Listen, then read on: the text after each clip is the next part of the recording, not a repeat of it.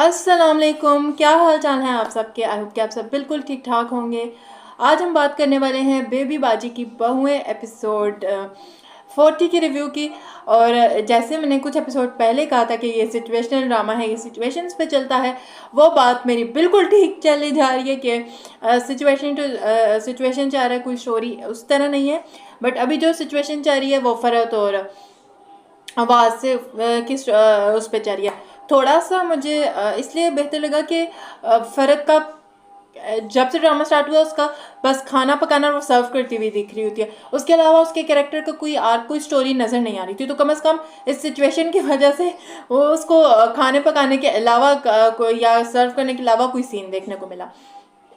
कल वाली एपिसोड जैसे थी उसमें फ़र जब वो जा रही होती तो वो वासिफ रामीन से बात करते कि फ़रत जो है ट्रिप पे जा रही थी, तो कहती कि तुम उसका मोबाइल में ऐप डाल के देख लो ताकि तुम्हें कोई परेशानी ना रहे। इस तरह जब वो डाल रही होती तो वहाँ से पता चलता कि ये जो एक दूसरे को लोकेशन वाली ऐप ट्रैक करने की ऐप है वो फ़रत ने पहले से डाली हुई है, जिस पे उसको हो जाता है कि ये मुझसे शक करने के लिए डाल रही है। वो घर जाकर कहते हैं तुमने ये क्या किया, तुमने ये ऐप डाली हुई है, तुम मुझ पर शक करती हो, ये करती हो, वो करती हो। हाँ मैं मिलता हूँ रामीन से, ये वो पहली बात है। तुम जिस मैंने पहले भी कहा है वो इसका जो ये जस्टिफाई किसी भी तरह करने की कोशिश करें, वो बिजनेस के लिए मिलता है, वो उसके लिए मिलता नहीं, वो किसी भी तरह जस्टिफाई नहीं होता। क्योंकि वो घर में तुम अपनी वाइफ को आपको अपने कॉन्फिडेंस पर, और जिसके साथ आपका इतना पीछे पास है, जिसकी वजह से आपने शादी, वो उस लड़की ने आपकी वजह से खुदकुशी कर ली, उसकी वजह से आप अपनी शादी वाले दिन जेल चले गए, तो वो मुझे तो उस चीज़ की तो सेंस ही नहीं बनती हुई नजर आ रही थी कि वह उसके साथ मिलकर बिजनेस कर है।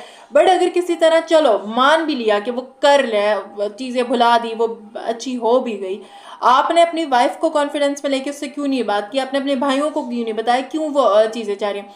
और ऊपर से फ़रद, मैं कह रही हूँ सीजन 2 में ना कोई एक दो लोग होंगे जिनकी बात में कोई सेंस होता, वरना ना सारे ऐसे चल रहे हैं जिसमें किसी में अक्ल ही नहीं है, किसके दिमाग में कोई सोच आती नहीं कि हमने बात क्या करनी, हम क्या।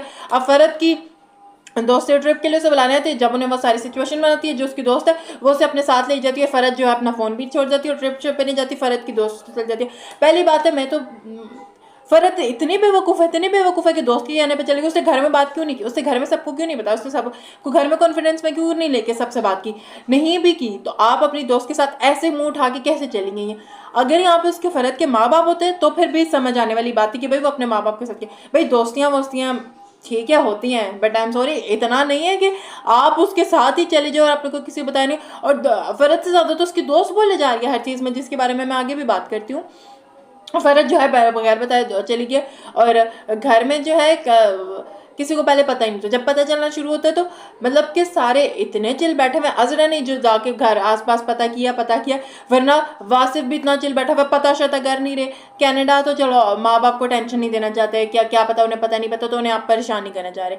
बट घर में बाकी सारे इतने चिल बैठे हुए, किसी को कोई मसला ही नहीं है। चली गया वो जो उसका अपना हस्बैंड है, वो हैंडबैग वो जो पीछे फ्लैश बैग है उसको लिखते हैं, वो दिल से लगा के बैठा हुआ।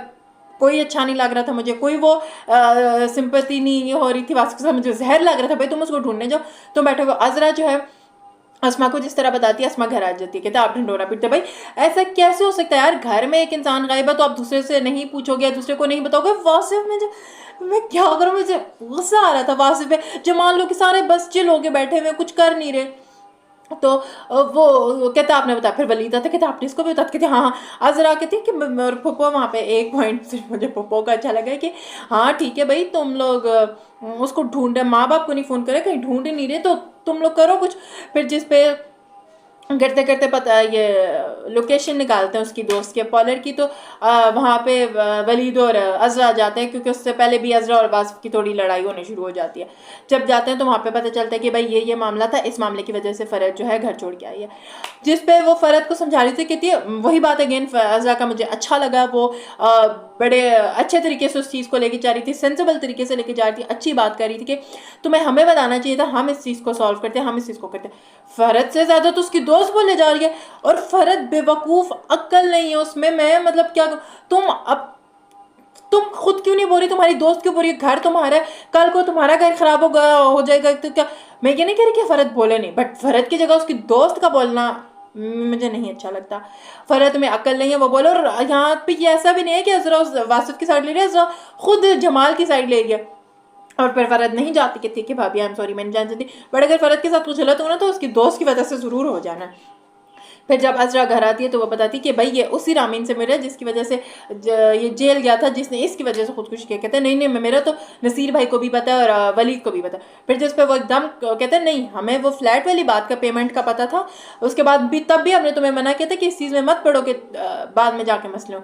तो कहता मैंने आपको पता था मैं उसके साथ बिजनेस वगैरह करूँ, मतलब उसको कोई शर्मिंदगी नहीं है। फरद का एक अलग ट्रैक जा रहा है, वो जा रही है। और दूसरी तरफ वही एक और असमा का भी वही बेवकूफ़ाना, असमा ना पहले सीजन में जो उससे समझ आती थी चीज़ें, बट वो रिएक्ट नहीं करती थी, वो चीज़ें बर्दाश्त कर। यहाँ पे तो उसे समझ ही नहीं आ रहा जो सायरा उसकी बुटीक के साथ किए जा रही है। आज भी जो वो पेमेंट वाली बात होती है, मतलब सॉरी इतने बेवकूफ़ाना कैरेक्टर है ना कि मैं क्या बताऊँ। बस आई थिंक अभी तक तो मेरा यही ओपिनियन था। आप लोग बताएं कि क्या ख्याल आता है आप लोगों के, कमेंट सेक्शन में ज़रूर बताइएगा। वीडियो को लाइक ज़रूर किया करें, चैनल को सब्सक्राइब किया करें और बस दुआ में याद रखिएगा। अल्लाह हाफ़िज़।